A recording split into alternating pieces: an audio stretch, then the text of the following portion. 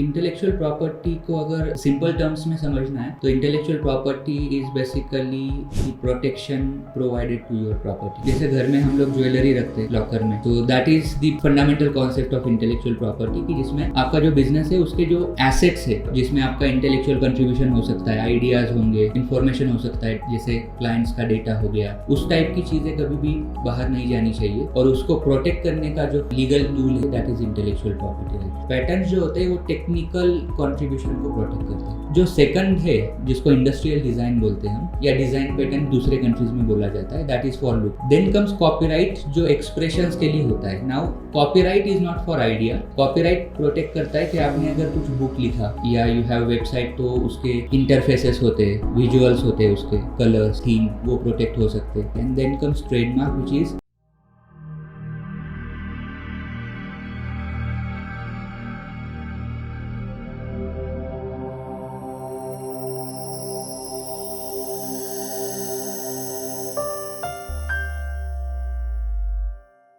तो मेरा नाम अभिजीत है। I am a co-founder of Kanad lab institute of intellectual property and research which is the intellectual property service providing firm.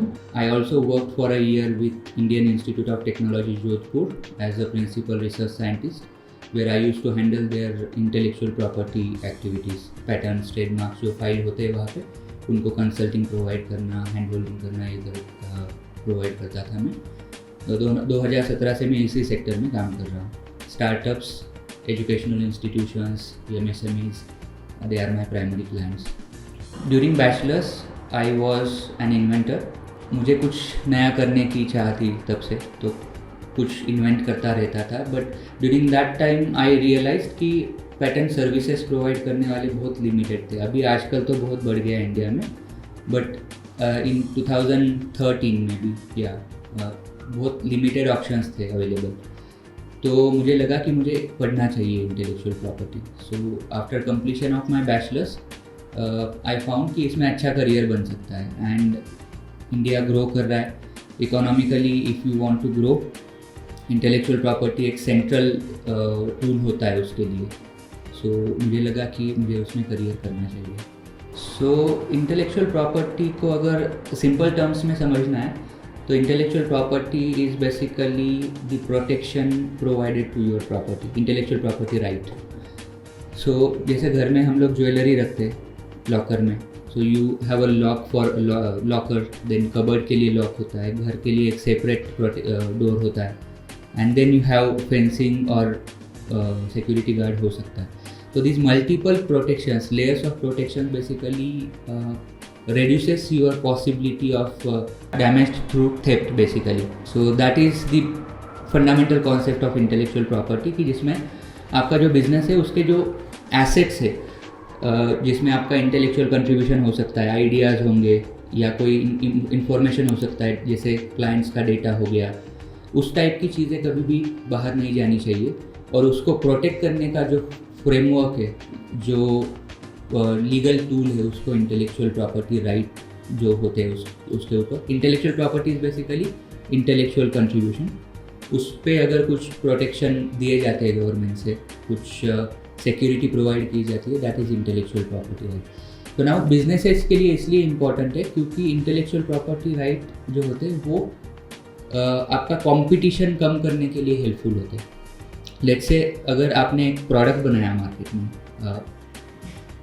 Let's assume कि watch बनाया, and it is first time that you have manufactured that, और market में अगर 10 prospective customers है जो उसको ले सकते हैं, and if you are the only seller, in that case you are the only person who is going to sell and earn profit. But वहाँ पे अगर दूसरे 10 आ गए तो वो 100 customers will be divided into 10, so profit naturally कम हो जाता है। सो इंटेलेक्चुअल प्रॉपर्टी एंश्योर्स कि अगर फॉर एग्जांपल पेटेंट्स आपने प्रोटेक्ट किया है प्रोडक्ट के लिए, तो इट एंश्योर्स कि वो प्रोडक्ट आपके परमिशन के बिना, आपको रॉयल्टी पे करने के बिना कोई भी यूज़ नहीं कर सकता। So that is the advantage that you enjoy the competition free market for a limited period of time, which provides you opportunity to grow exponentially, जो कि नॉर्मल बिजनेसेस में पॉसिबल नहीं होता है। सो इनोवेशन ये बहुत ब्रॉड टर्म है। जैसे इंटेलेक्चुअल प्रॉपर्टी में हम इन्वेंशन टर्म नॉर्मली यूज़ करते हैं जो कि पेटेंटेबल इनोवेशंस के लिए यूज होता है. Now there are two terminologies like invention and innovation. Innovation is something which is like you are doing something extraordinary or maybe ordinary in a different way, where you are bringing that product or packaging in such a way that it is making convenient, like putting convenience before difficulty.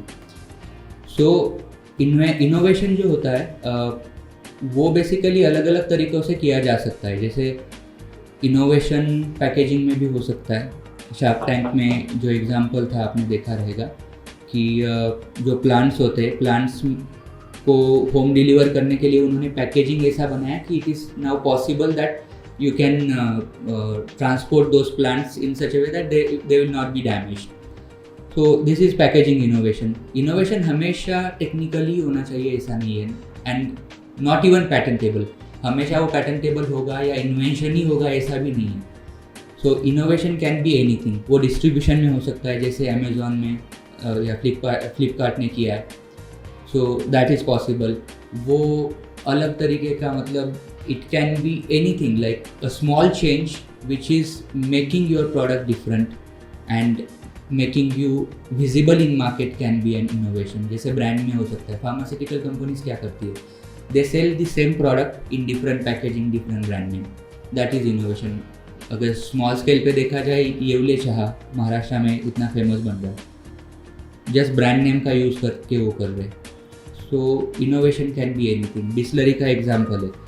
So they are just selling the brand.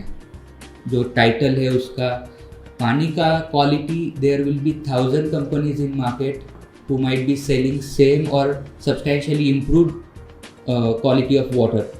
But वो जो cell शायद बिस्लरी का जितना cell है उतना उनका नहीं होगा. Why? Because they have focused on that innovation aspect कि उसको कैसे प्रोजेक्ट किया जाए.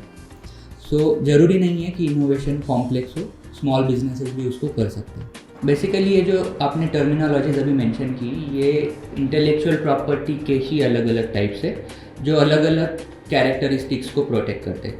जैसे आपका मोबाइल फ़ोन है, उसमें जो टेक्नोलॉजी है कि साउंड सिस्टम कैसे वर्क करेगा, स्क्रीन टच जो सिस्टम है वो कैसे वर्क कर रहा है, how the coordination is happening, how the components are placed, this is basically technology. So that has been protected by patterns. So patterns जो होते हैं वो टेक्निकल कॉन्ट्रीब्यूशन को प्रोटेक्ट करते हैं कि टेक्निकली वो कैसे वर्क करेगा.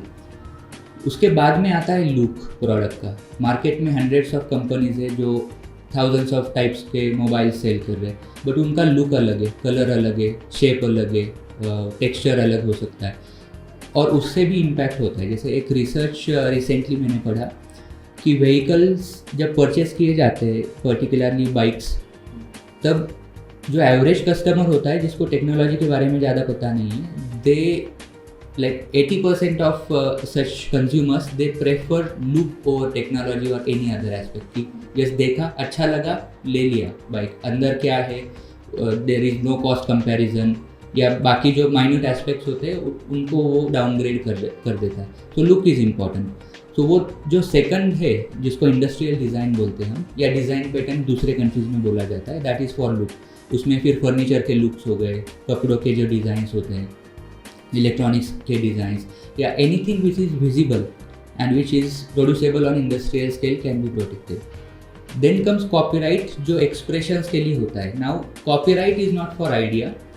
कॉपीराइट प्रोटेक्ट करता है कि आपने अगर कुछ बुक लिखा या यू हैव वेबसाइट, तो उसके इंटरफेसेस होते हैं, विजुअल्स होते हैं, उसके कलर्स, थीम, वो प्रोटेक्ट हो सकते हैं. जो टेक्स्ट कंटेंट होता है, आपने हैंडबुक लिखा या कोई पोएम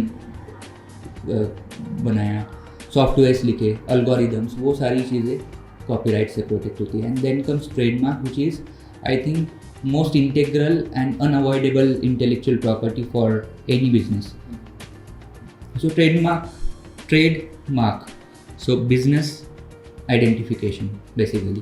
सो आपका जो आइडेंटिटी है, आपने अगर देखा रहेगा, there is no person, no object on this planet which is having no name. ऐसा कोई है ही नहीं. तो वो नेचुरली आ जाता है. बट नाउ कम्स कि उसका नाम कॉपी नहीं होना चाहिए. तो आपने अगर एक नाम दिया है, जैसे मर्सिडीज़ नाम दिया है, जस्ट अज्यूम कि अगर वही मर्सिडीज़ नाम लेके अगर किसी ने ठेला बनाने वाला एक फैक्ट्री चालू किया, so it will substantially downgrade the reputation of the Mercedes. तो उसका मतलब है कि वो कॉपी नहीं होना चाहिए।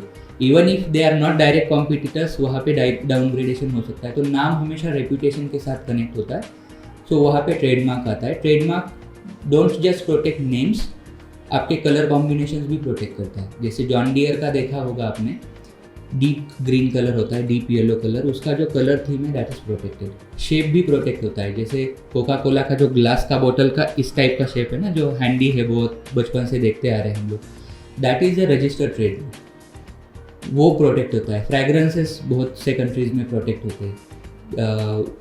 ऑडियोज़ होते हैं, जैसे नोकिया का वो आपको ट्यून याद रहेगा, हमेशा बजता था वो टीवी पे, तो वो बेसिकली रजिस्टर्ड ट्रेडमार्क है।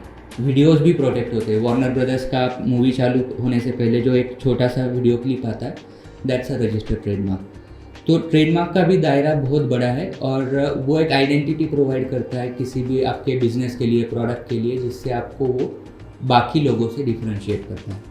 Okay, so now this is very important question, क्योंकि मेरे पास जब भी क्लाइंट्स आते दे आर लाइक कि हमारा प्रोडक्ट अभी रेडी नहीं है and why we should protect it now. क्योंकि क्या होता है, प्रोडक्ट कंप्लीट होना ये एक बात हो गया, बट कॉन्सेप्ट तो कभी भी कॉपी हो सकता है। And when you are small, जैसे मुझे याद है मेरा एक कस्टमर था जिसने इलेक्ट्रॉनिक डिवाइस बनाया था, एंड ही सेड कि हम लोग बाद में करेंगे, but because we are developing product, and he hired some external agencies to work on electronics part, and subsequently those companies actually stole the product. उन्होंने स्टार्ट किया मैन्युफैक्चरिंग, सेल करना चालू कर दिया, and we were unable to file the patent because वो अभी market में आ चुका था already. So product physically complete होना is different thing, but IP के बारे में सोचना आपको तब से चालू करना है जब से आपके मन में आपका आइडिया फॉर्म हो गया है ऑलरेडी। क्योंकि पेटेंट फाइल करने के लिए आपको कोई भी मॉडल का ज़रूरत नहीं होता है। ट्रेडमार्क तो बेसिकली जैसे नाम आपका रेडी हो गया, ट्रेडमार्क में जैसे टाइप बहुत है, but most common is name, उसको वर्ड मार्क बोलते हैं हम लोग। वो जैसे ही फॉर्म हो गया, you should register it now immediately. IP में एक बात हमेशा याद रखना है कि वेट करने का जो डैमेज होता है वो बहुत हेवी हो सकता है। मतलब यू माइट थिंक कि थोड़ा डिले करते हैं, कॉस्ट अभी जा रहा है, बट उसका कॉस्ट तब तक समझ में नहीं आता है जब तक डैमेज नहीं होता है। एक बार अगर उसका चोरी हो गया तो वो कुछ मतलब it is uncontrollable damage, it cannot be reversed again. I'll describe it in connection with multiple IPs. Yes, there are authorized people who are doing this. In absence of those, you can yourself file that. But you should remember that these are legal tools and there is substantial legal understanding involved in registration of these tools, these properties basically.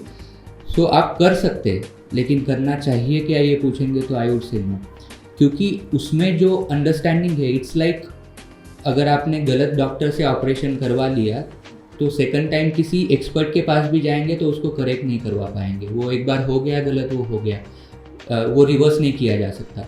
तो intellectual property का भी वही है, उसको basically आप first time ही करेंगे तो first time ही उसको करेक्ट ही करना है। And that is why it is always advisable कि आप एक अच्छे एजेंट को या कंसल्टेंट को हायर करके ये सारे रजिस्ट्रेशंस करें, जो कि रजिस्टर्ड और गवर्नमेंट के ऑथराइज्ड एजेंट्स होने चाहिए। You cannot approach anybody who are doing, there are people in market who help with registration of these marks, but they don't have any competence in that or legal authorization from government. So just avoid such people and go to somebody who is having proper authorization and understanding of intellectual property.